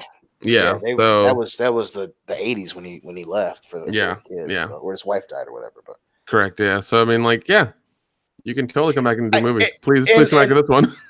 And yeah, I like, and the biggest reason I say, the biggest reason why I say there's a possibility that they learn their lesson was because, again, I so many of those tropes in that teaser were fucking tropes from the original two movies. And piggybacking off what you said, I say it all the time when we talk about films. I say it all the time as to why, I personally don't think that Captain Marvel's going to suck. They like money. And Ghostbusters 2016 lost a lot of fucking money. No matter what anyone says, people love to blame, the trolls, the man babies, even though the people that blame them didn't go see the fucking movie. Sony wants to make money. Like you said, they have very few original properties, and even when they come up with original properties, they somehow fuck themselves, or crazy shit like North Korean hackers come out of nowhere and try to fuck them out of it. They need, especially now, they need money. They're not going to wait until the deal with Disney expires so they can steal Spider-Man back. They know they have to make fucking good movies, and like you said, man, fucking 2016 was an example of how not to get a movie out there. And one of the greatest examples, and I say it, I've been saying it, fuck that dead horse. That pendulum is coming back in the other direction. In 2016 Ghostbusters was the greatest example of that. No matter what anyone said, no matter what how many fingers got pointed, no matter how many times dumb people wrote dumb blogs and dumber people wrote dumber articles, the movie was fucking terrible. And then after fucking Ghostbusters, The Last Jedi got torn to shreds. Solo was really bad. Terminator, so many fucking properties that they thought were going to be that, that virtue signaling, this is the future. We know what we're talking about. We're going to make all this money. Every single one of them fucking failed. And I think Sony, their pockets are still aching from that $100 million loss, baby. And it's as simple as that. You want to understand a business like Sony, you look at fucking 2016, you look at Ghostbusters. They even paid Fall Out Boy for a terrible fucking song. They ain't gonna do that shit again. Like you said, everything went wrong. They need to make money. That is, follow the money, man. Follow the fucking money, and bringing back the fucking ectoplasm. I just can't. I hate that I feel like I'm being honey-dicked, but it's just I gotta hold on to it. They want that money back, baby. They need that money. Well, we'll see what goes on with this. I'm curious. I'm morbidly curious about this one. So, not only that, but remember, summer 2020 is supposed to be stacked in terms of release. That's true. Yeah. So they're not gonna go against. Anyway, whatever. I think Kong vs. Godzilla is supposed to come out in 2020. They're not going to go up against all these other movies that summer with some milk dud bullshit movie where they try to want to sell tickets to people who don't even like their fucking franchises. So all of the arrows point to this being at least a legitimate attempt to make a good film. It still baffles my mind that the 2016, like, people just didn't care that much about it, that they just didn't see it in droves. It was so funny, dude. It was hilarious. Like they pushed that shit. Just thinking about that and everything we read about it, like, it's just insane to think that, like, people were so disinterested in this thing that they've known for years, for decades. But they see this, they see the way they've done this. Oh, that's not the same thing as what I've seen, but why is that name similar? The fuck did they do? Oh, fuck it, I'm not gonna waste my money. Like, that was the mentality. Well, they didn't come out for Han Solo because Harrison Ford was Han Solo, so they didn't show up for that either. The Ghostbusters has always been those four dudes. Yeah, everybody knows that. So, you can't really swap them out. They're not interchangeable. They made two movies back in the 80s, and they stuck around for the whole time. So people get attached to those things. I think A lot of companies say name brands and IPs hold a lot of value, but I think long-term actors in certain roles hold just as much value. Like when you think Ghostbusters, you think probably Bill Murray or Dan Aykroyd right off the top of your head, and some people don't even know who Harold Ramis is. They're just like, oh, Egon or Ernie Hudson. Yeah, exactly. Yeah. It is what it is. I want to know if they'll keep the theme song. I would think so. Man, they're not gonna go back to that Fall Out Boy piece of shit. Tell you that right now. That's a given, dude. I mean, do you think? And when I say Fall Out piece of shit, I don't mean like the exact same thing. There, part of the failure was this attempt to bring it into the 21st century, to bring it into 2016. You know, they're not even gonna. I don't think they're even gonna come up with a fucking, you know, a semi-relevant band to do a cover. I think they're going to try and stick to the original song. I would not be surprised if they have Ray Parker or actually do the whole song again or have him in as a featuring Ray Parker. I would bet my 401k on that shit. I mean, if anything, they may do another music video for it, but that'd be about it, I think. With Ray Parker, man, like exactly. Everything went wrong for Ghostbusters 2016, including the fucking song, man. Breaking news! They said that they are not using the Ray Parker Jr. song. They're going to use the remix version, just busting. I love that one. You know what? I'm part of that too. Oh god, yeah. I'm. Oh man, I want to be excited. I really do. But you want to believe? I'm waiting until we get well, I'm cautiously optimistic. I want this to be great. I'm not getting too excited yet in case it turns out to be nothing great. But once that first trailer drops, I think I'll be able to. Not the teaser, but the full trailer. Once the full trailer drops, then I'll kind of see what's going on with that. Then we can start to see which way this is possibly leaning. Yeah. Do you think Dan Aykroyd will slim down for this movie? No. No, he's not. He's staying rotund. He's got a hot wife and a lot of money, so he won life. Yeah, I mean, he makes vodka. I mean, come on. I love Dan Aykroyd. Yeah, he's awesome. Oh yeah. I mean, if you look at the difference the way he looked in Trading Places to Ghostbusters was night and day, and then when we get from like Ghostbusters 1 to Ghostbusters 2, night and day again. Not necessarily positive change, but whatever. Let's see. Tim Riggs says, can't wait to see Dion at Horror Hound again. I think I finally came up with a way to top my last gift. It involved a garden gnome lacking clothing. Love you, Dion. Oh, boy. Love you too, buddy. Oh, God. Yes, folks, we will be at Horror Hound. Well, Tim Riggs, I don't know if you're coming to the Cincinnati one, but we'll be at that'll be our next live appearance. So when is that, Nick? I want to say it's in March. March? Hold on, let me check. March 15th, 16th, 17th. Okay, there we go. That's what it is. That's what it is. Yep. Oh my God, they're already putting out names for the November show in Columbus. Ooh, anything awesome? Well, Shannon Elizabeth, Mina Savari, Tara Reid, Ethan Embry, Mick Foley, Lita, Chris Sarandon, Ken Page, Eric Freeman. We're going. God damn it! Yep, we're there. This is happening. This is the week after my birthday, isn't it? No, 3rd through 5th. Oh shit! The week before, Daddy will take it. It's all right. We're taking it. We're going to see Eric Freeman. Fucking garbage day all over that bitch. If you find the link to buy a table for that show, just send it my way. Oh yeah, as soon as it's sent to me, I'll forward you the email. I don't give a shit. Yeah, for September, we'll do the Horror Hound circuit for a little bit. They're gonna fucking hate us. It's fine. No, they're gonna love us. We get more. Eric Freeman might hate us, but we're gonna love us. Wait, no. Wait. Will Dion don the suit at this Horror Hound? By the gods, I think we should get a new one. I do too. Like a different suit or like a different animal? What are we doing? What are you talking about? What's going on? Different inflatable suit. We do one per year for Dion. So Turkey was 2018. Turkey ain't hot anymore. It's not second. Okay. Don't I have to agree to the whole once a year thing? No. Oh shit. Shit. I took away a lot of your personal freedoms when I made you a world-class bullshitter. Yeah. Just remember, you lost a bet. Yeah. This is why you read the contract. The bet was for the turkey suit. I think we need to have a reoccurring bet. You do realize it could be something cool, like an inflatable sumo suit, or it doesn't have to be something lame. Right, but how am I the only one making the bet here? Why am I risking? Because you got to hug Billy Zane last time. Yeah, dude, you got that dude, shit over. It gives you a mode of freedom, and people want to come and be around you. That's why.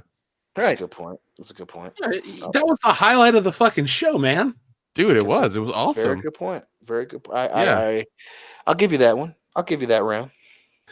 I think I actually might have the suit that would be perfect for him. I'll tell you guys off air. Oh, jeez. Let's see. DeMille Jr., thank you very much. I'm a bit worried about the new Ghostbusters, where the son of Reitman might pull a son of Henson and make another Happy Time Murders. But Ivan Ivan Reitman would is still happen. alive. Yeah. And so are the other Ghostbusters. I don't think he's going to have as much power as we think. Just because he's directing the movie, I think it's going to be like, oh, the son and the dad's going to produce, and we're going to have Aykroyd, Murray, and Winston. God, Ernie Hudson. I can't even think of his name. But no, we're going to have all those guys, and Egon may be dead, but whatever. He drilled a hole in his head, and it didn't work. Like if they should actually write something like that into the script where he accidentally killed himself. To me, that's fucking hilarious. Or he turned himself into a big Twinkie. Yeah. Like, what do you think? It's just a giant Twinkie. It's just sitting there. I don't know, DeMille Jr. I think it could be cool. If it sucks, it sucks. We'll call it, bullshit. But we'll find out in 2020. Find out in 30 years. Tim Rick says, never put trust in trailers, especially for movies that are sequels to a franchise being made by the son of someone who made the originals. It's a teaser, so fuck you, bro. Yeah, now he's going to really make your gift a lot worse to you. That's true. Don't never tell me the odds. Let's see. Great Loner says, Nick, I told you not to see Happy Time Murders. Yeah, well, I get to go see movies for free, so I took a stab at it, and that was a bad stab. So yeah, Stab in the dark. Stab in the dark. Yeah, it was. Man. Once again, glad it's hot for free. Didn't pay for it. Man.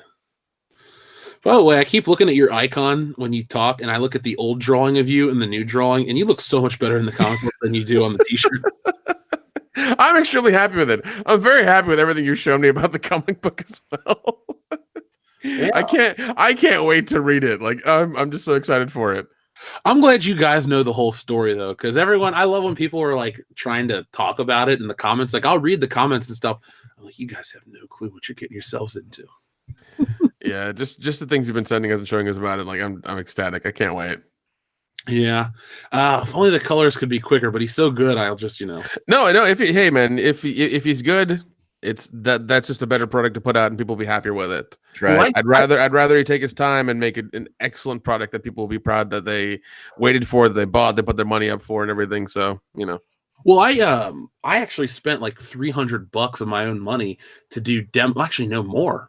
Probably closer to 5 to test out a whole bunch of colorists, like guys from like professional companies and shit too. And we didn't mesh. And then this guy, I found him. I was like, dude, you're the best one. And he's like, cool. Well, you got me. So there we go. But I got something really awesome. I've shown you guys over Facebook. I can't show it publicly yet. That big painting / drawing thing I did. So maybe we'll get that guy for an alternate cover one day or something like that. We'll talk later. Anyway, yeah, definitely. Basil says, Bustin makes me feel good. Me too. It makes us all feel good. Oh, God. Here we go. Brooklyn Supreme Dion Green. Nay, bullshitters. I forgot about Brooklyn Supreme. Holy shit. So delicious. No, you didn't. It's been in your sleep. God damn it. It's worse because I have fucking headphones now, and it's fucking hairs on the back of my neck. I got some giant 6'5" half black motherfucker whispering in my ear. I hate you guys. Don't even start it. Obi-Wan 278. Jeff, did Kendo get you those emails? LMAO, love Kendo. Kendo, did you get me those emails? Yeah, they should be in your folder. I'll have to check. I've responded to quite a few emails this week. Ronan Blade, cool name. Ghostbusters 3 will be as good as its villain. They have to bring a scary character for the movie. Vigo Jr. Vigo Jr. Gigo? He is Vigo Jr. A younger painting. Okay. Yeah, I agree with that sentiment, but Gozer the Gogarian wasn't that good of a villain. Like the final form, Stay Puft Marshmallow Man and those dogs and all the other shit was where it really made the villain in that movie memorable. Because the chick with the flat top was just like, at the end of the game. Yeah, she was just that's all it was. But no, they gotta have a big because even the villain in the 2016 movie was real crappy. It was just like, okay, this is your thing. All right, cool. Like Ronan or Rohan or something like that. It was like he killed himself and then came back. It was like a whole thing. I don't know, man. It was bad. Yeah, and he was a not Stay Puft Marshmallow Man in his final form. He was like a big version of the Ghost logo, and they killed him by shooting him in the balls, which was even dumber. What was just that was just so the fucking whole premise. Oh, it's not the old, it's a new one, it's a new team, and they had the fucking Stay Puft Marshmallow Man. Like, are you fucking serious? Are you fucking Marshmallow Man?